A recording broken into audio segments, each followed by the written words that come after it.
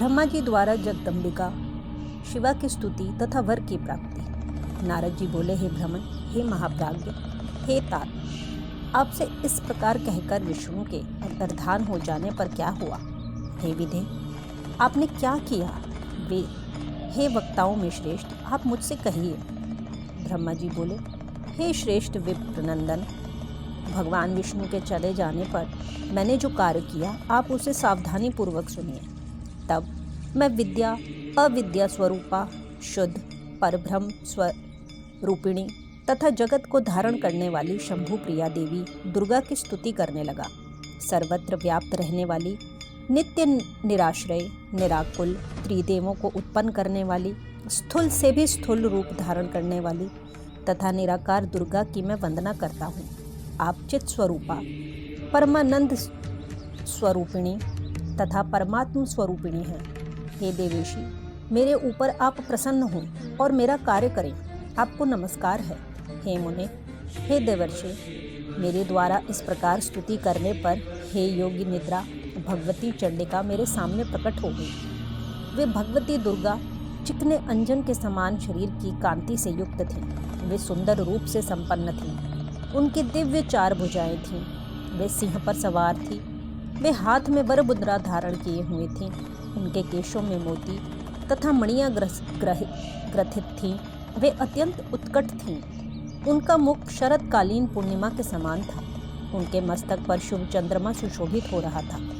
वे 3 नेत्रों से युक्त थीं। उनके समस्त शरीर के अवयव परम मनोहर थे तथा वे चरण कमल के नख की कांति से प्रकाशित हो रही थी। इस प्रकार अपने सामने शिव की शक्ति उन भगवती उमा को उपस्थित देखकर भक्ति से सिर झुकाकर मैं उन्हें प्रणाम करके इस प्रकार स्तुति करने लगा। हे जगत की प्रवृत्ति एवं निवृत्ति स्वरूपे, हे सर्ग स्थिति रूपे, आपको नमस्कार है। आप समस्त चराचर की शक्ति, सनातनी तथा सबको मोहित करने वाली हैं। जो महालक्ष्मी भगवान विष्णु को माला की भांति हृदय में धारण करने वाली, विश्व का भरण करने वाली तथा सभी का पोषण करने वाली हैं। जो महेश्वरी पूर्व में त्रिलोकी का सृजन करने वाली हैं, उसका संहार करने वाली हैं तथा गुणों में सर्वथा परे हैं। जो योगियों के लिए पूज्य हैं, मनोहर हैं, वे आप ही हैं। हे परमाणुओं की सार स्वरूपे, आपको नमस्कार है।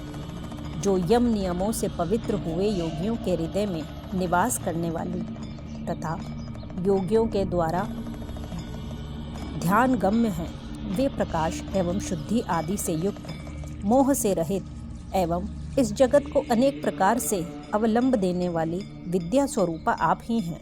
आप कुटस्थ, अव्यक्त एवं अनंत रूपा हैं।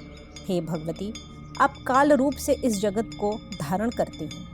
आप गुणों से युक्त होकर सभी प्राणियों में नित्य विकार रूप बीज उत्पन्न करते हैं। हे शिवे, आप तीनों गुणों की कारण रूपा हैं तथा इससे परे भी हैं। हे देवी, आप सत्व, रज तथा तम, इन तीनों गुणों के साथ ही पार्थिव विकारों से रहित तुरीय रूप है। आप इस जगत की तथा गुणों की हेतुभूता हैं। आप ही ब्रह्मांड में स्थित रहकर इस जगत की सृष्टि, प्रलय तथा पालन करते हैं। हे संपूर्ण जगत की बीज स्वरूपे, हे ज्ञान तथा ज्ञेय स्वरूपिणी, आप सर्वदा जगत के हित साधन में तत्पर रहने वाली हैं। अतः हे शिव पत्नी, आपको सदा नमस्कार है। ब्रह्मा जी बोले, मेरी स्तुति को सुनकर लोक का कल्याण करने वाली हे महाकाली, सामान्य मनुष्य की भांति मुझ जगत सृष्टा से प्रेम पूर्वक कहने लगे, हे ब्राह्मण, आपने मेरी स्तुति किस लिए की है, इसे आप ठीक से समझ लें। आप मेरे भक्त हैं तो उसे शीघ्र ही मेरे सामने निवेदन करें। मेरे प्रत्यक्ष रूप से प्रकट हो जाने पर कार्य सिद्धि निश्चित है। अतः आप अपनी मनोभिलक्षित बात कहें, मैं प्रसन्न होकर उसे निश्चित रूप से करूंगी। ब्रह्मा जी बोले, हे देवी, हे महेश्वरी, मेरे ऊपर कृपा कर मेरी बात सुने। हे सर्वज्ञ, आपकी आज्ञा से मैं अपने मनोरथ की बात कह रहा हूँ। हे देवेशी, पूर्व काल में मेरे ललाट प्रदेश से उत्पन्न हुए आपके पति, जो रुद्र नाम से प्रसिद्ध हैं, वे इस समय योगी होकर कैलाश पर्वत पर निवास कर रहे हैं। वे भूतों के स्वामी इस समय अकेले निर्विकल्पक समाधि में लीन होकर तप कर रहे हैं। हे निर्विकार होने के कारण पत्नी से रहित हैं और आत्मा में रमण करने के कारण दूसरी पत्नी की अपेक्षा नहीं करते। हे सती, आप उन्हीं को मोहित करें जिससे वे आत्माभिरमण से उपरत होकर दूसरी स्त्री आपको देखें। आपके अतिरिक्त कोई अन्य स्त्री उनके मन को मोहित करने वाली नहीं होगी। इसलिए आप ही दक्ष की कन्या बनकर अपने रूप से शिवजी को मोहित करने वाली हैं। हे शिवे, आप शिव पत्नी बने। जिस प्रकार आप लक्ष्मी का रूप धारण कर विष्णु को प्रसन्न करती हैं, उसी प्रकार संसार के हित के लिए आप इस कार्य को भी वैसे ही करें।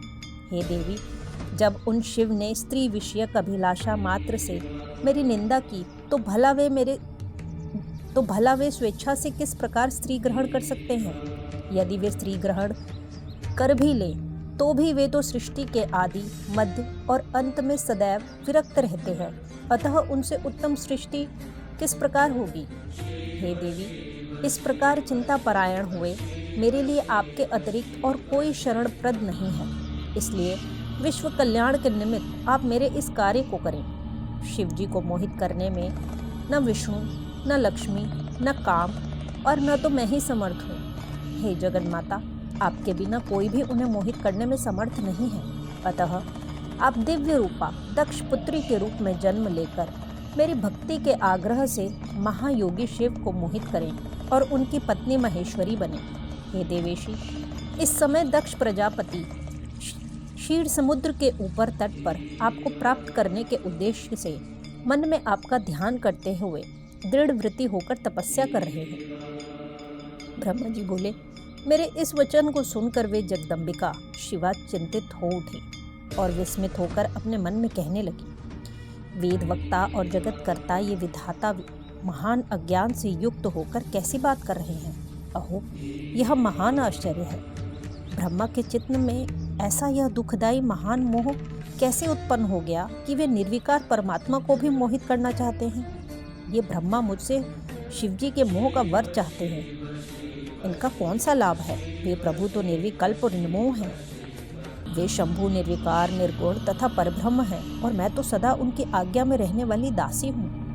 वे स्वतंत्र परमेश्वर शिव भक्तों के उद्धार हेतु अपने पूर्ण रूप से रुद्र नाम से अवतीर्ण हुए हैं। वे रुद्र, ब्रह्मा तथा विष्णु के भी स्वामी हैं और किसी भी प्रकार शिव से कम नहीं हैं। वे योग का आदर करने वाले, माया से रहित, मायापति तथा पर से भी परे हैं। अज्ञान से मोहित ये ब्रह्मा उन्हें अपना आत्मज तथा सामान्य देवता समझकर मोहित करना चाहते हैं। यदि इन ब्रह्मा को वरदान न दूं तो वेद की नीति भ्रष्ट होती है। अब मैं क्या करूं जिससे प्रभु महेश्वर मेरे ऊपर क्रोधित न हो। ब्रह्मा जी बोले, शिवा ने इस प्रकार विचार कर मन से महादेव जी का स्मरण किया। तत्पश्चात शिव की आज्ञा पाकर वे दुर्गा मुझसे कहने लगी, हे ब्राह्मण, आपने जो भी कहा है वह सब सत्य है। मुझे छोड़कर शंकर जी को मोहित करने वाली कोई दूसरी स्त्री संसार में नहीं है। आपने जो कहा कि जब तक शंकर की दार परिग्रह नहीं करेंगे तब तक सनातनी सृष्टि नहीं होगी, यह बात भी सत्य है। मुझ में भी महाप्रभु को मोहित करने की सामर्थ्य नहीं है, किंतु अब आपके कहने से दुगने उत्साह से युक्त होकर मैं पूर्ण प्रयत्न करूंगी। हे विधे, अब मैं वैसा उपाय करूंगी जिससे शंकर जी मोहित होकर स्वयं स्त्री ग्रहण करेंगे। जिस प्रकार महाभागा लक्ष्मी जी विष्णु प्रिया हैं, उसी प्रकार मैं भी सती रूप धारण कर उनकी वशवर्तिनी प्रिया पत्नी बनूंगी।